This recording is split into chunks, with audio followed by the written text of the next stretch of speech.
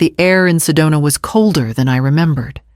Dry desert winds curled around my ankles as I stood there, slippers scratching the doormat, with that little word welcome worn nearly invisible. The front door clicked shut behind Marina before I could speak. I didn't hear a lock, but I knew not to knock.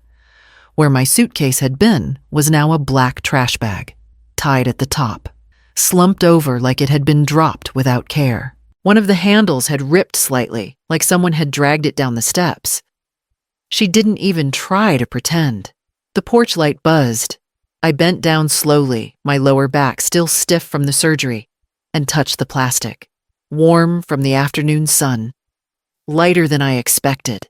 No clothes, no pill bottles, no charger. Just something solid shifting in the center. The door cracked open behind me. Marina's voice came out clipped and too casual. "Take your trash." I turned to face her. She was barefoot, arms folded across that cream knit sweater she'd bought last Christmas. Her eyes slid past mine. I opened my mouth.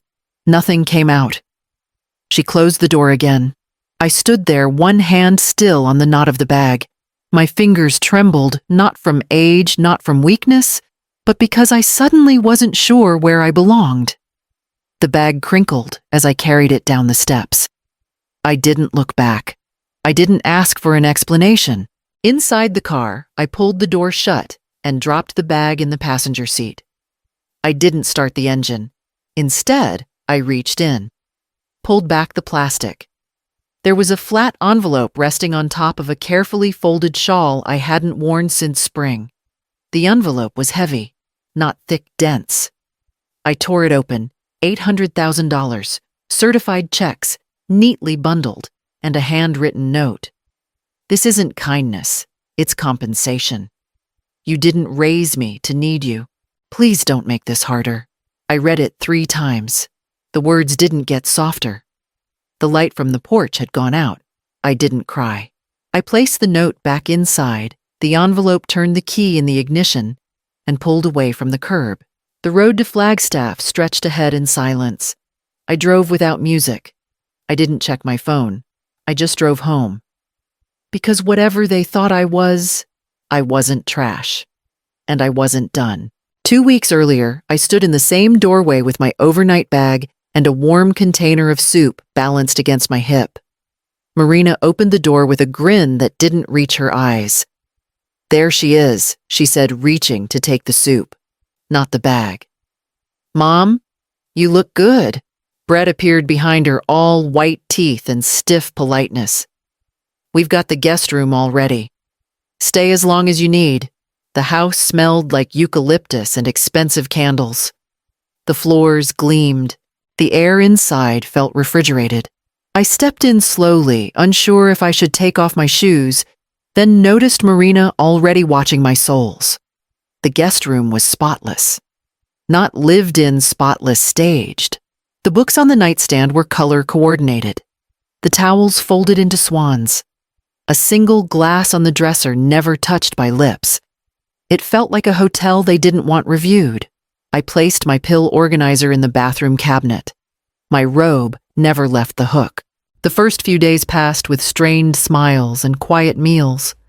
They had their schedules. I stayed out of the way. Every time I offered to help, Marina waved me off.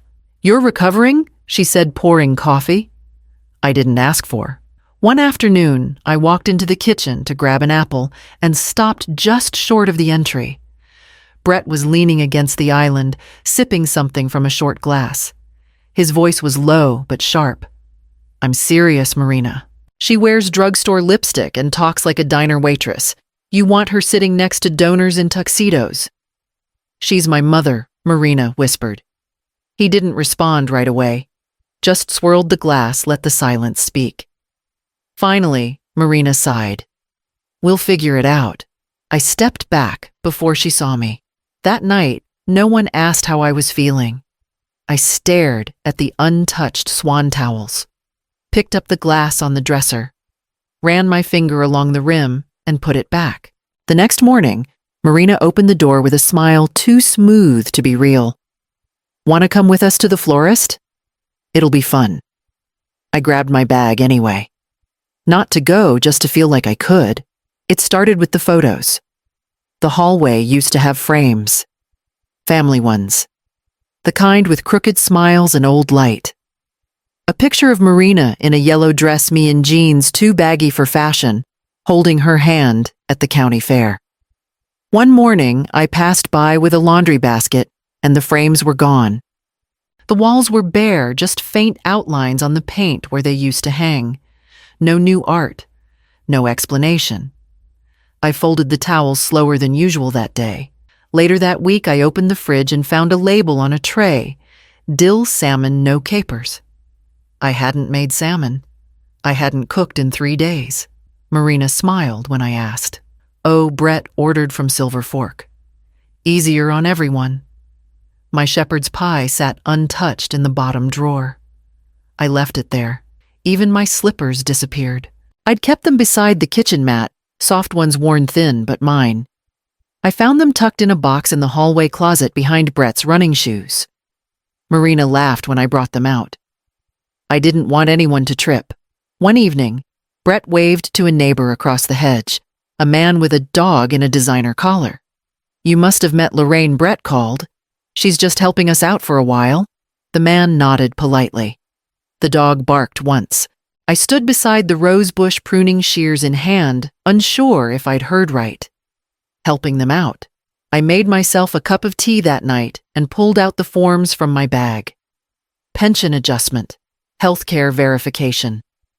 I still had deadlines. I still had things to protect. The kitchen table was sticky from someone's spilled juice. I wiped it clean with a corner of my sleeve and smoothed out the paperwork. I wrote out the figures carefully. $860 for state insurance each month. $116 in prescriptions. A red pen in the margin reminded me. Property tax due in March. My hand cramped halfway through the second sheet. I stretched it out, looked around.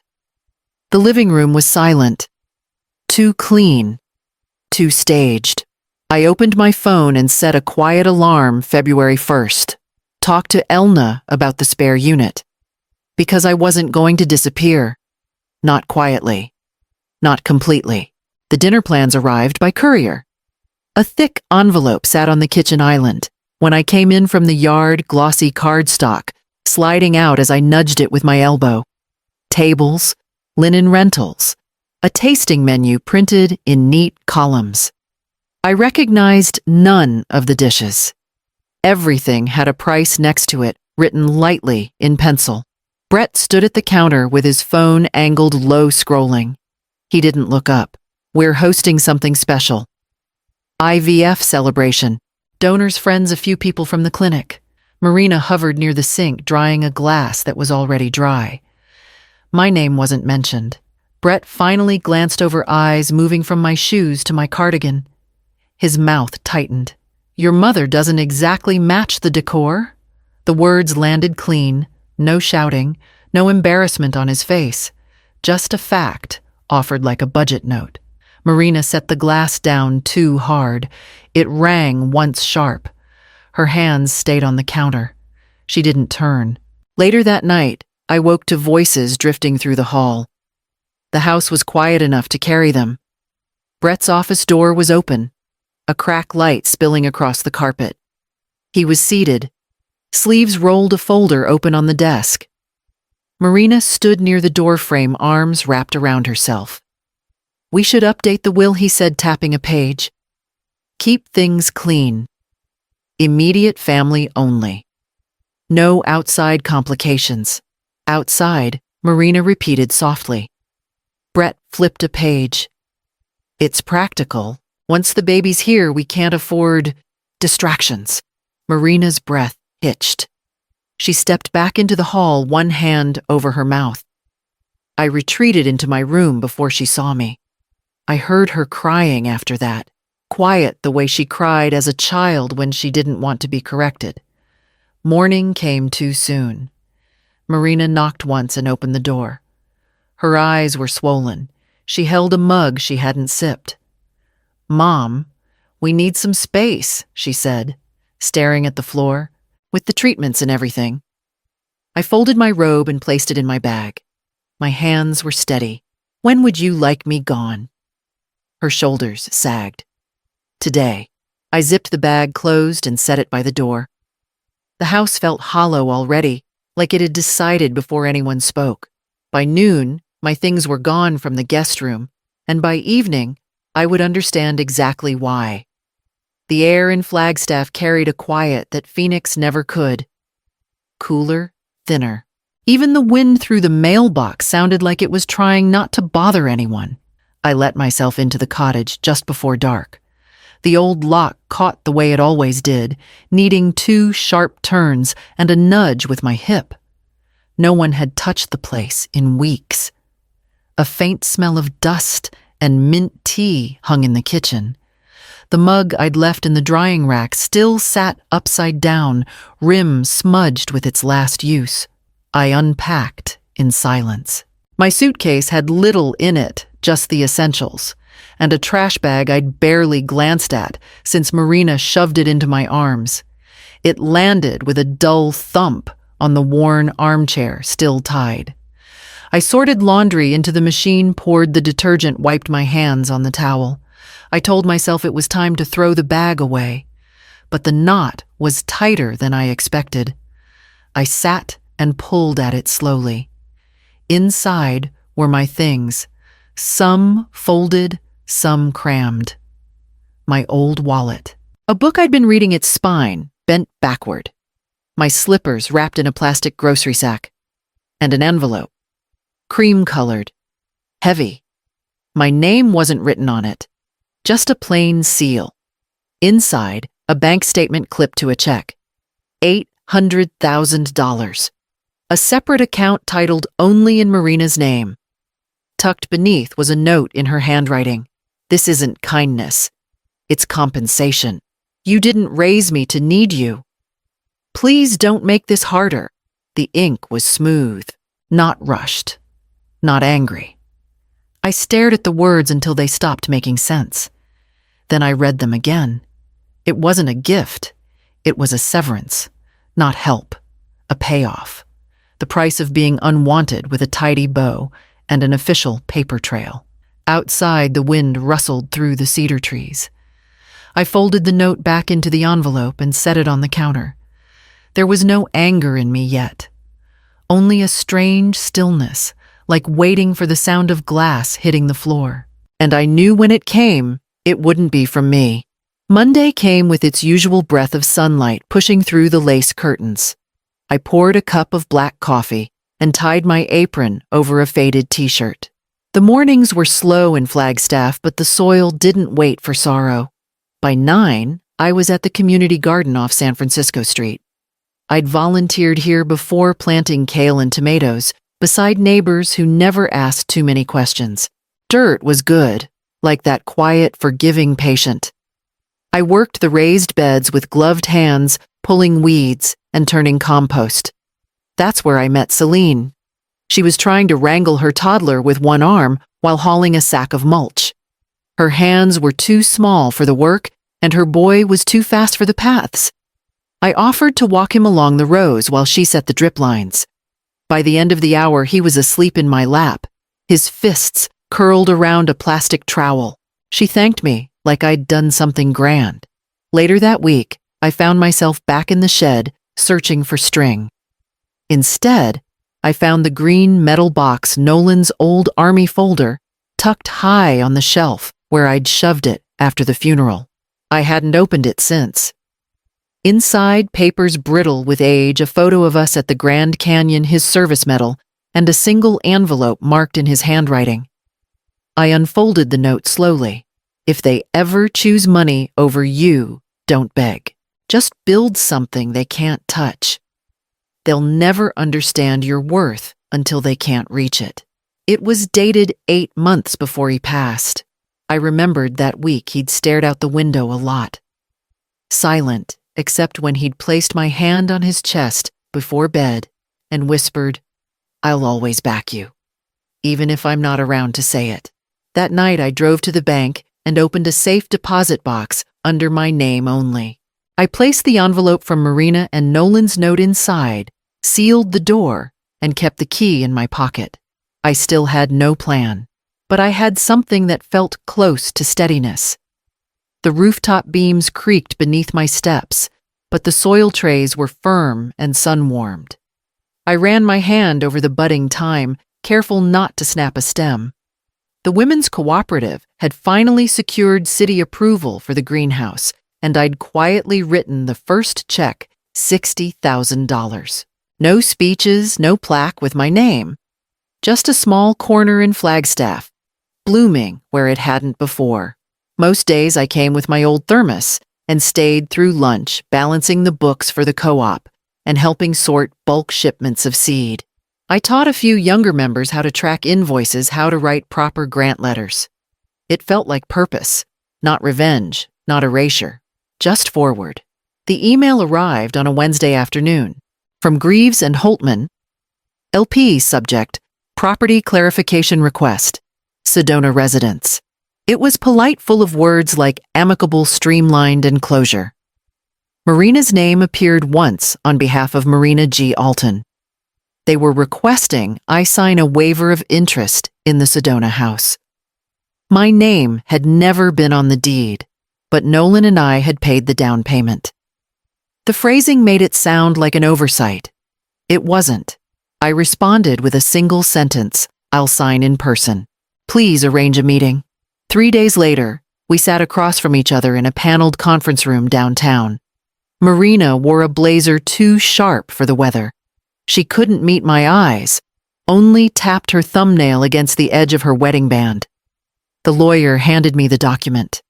I skimmed it, then set it aside. You wanted me out. This seals it. But not because I was never family. Because you made sure of it. Marina finally looked up. Her lip trembled. But she said nothing. I slid the paper, back signed. Then leaned closer, just enough for her to hear. You traded your mother for a deed. Make sure the house doesn't creak at night. Empty rooms echo. I stood. No hug, no glance back. My purse was on my shoulder before the lawyer cleared his throat. Outside, the wind caught the edge of my coat. It felt clean, like the first step away from rot. The bank lobby smelled faintly of printer ink and stale carpet cleaner. It was a Sunday morning too early for foot traffic.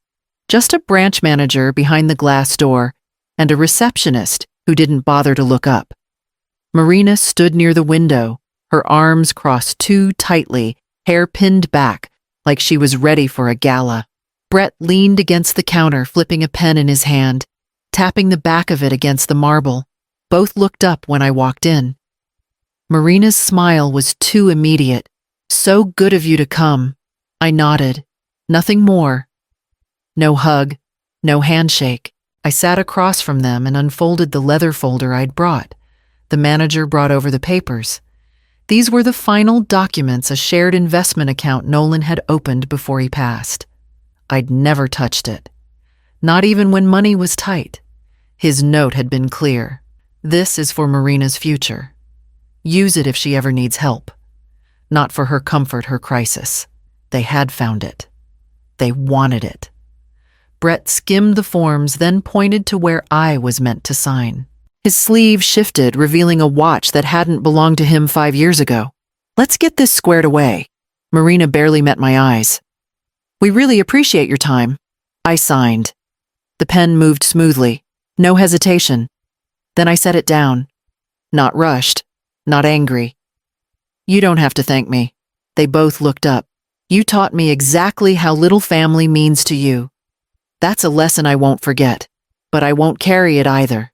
Brett opened his mouth, then closed it. Marina's hand tightened around the pen. No one spoke. I stood, folded the folder, slid it into my bag. Brett took a step forward. We can call a car for you if no need. I know the way out. The air outside bit through my scarf, but I pulled it tighter. My shoes clicked softly down the empty sidewalk.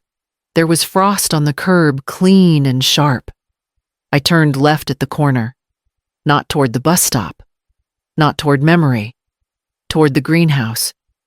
The back entrance would be unlocked by now. The check was folded neatly in my desk drawer for weeks before I touched it. $800,000. Not a gift, not an apology, but it didn't have to be an ending. I worked with the co-ops board and the bank to establish the Nolan Thorne Endowment.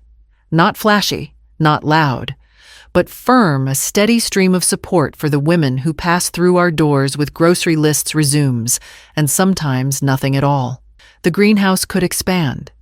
More childcare shifts. A quiet legacy with roots. The donation letter was typed formal, but I signed it by hand. He believed in hard starts, honest work, and showing up when it mattered. One rainy Thursday, I pulled the china set from my cabinet, ivory, with hand-painted gold rims, the ones Nolan and I had picked out in Tucson before Marina was born.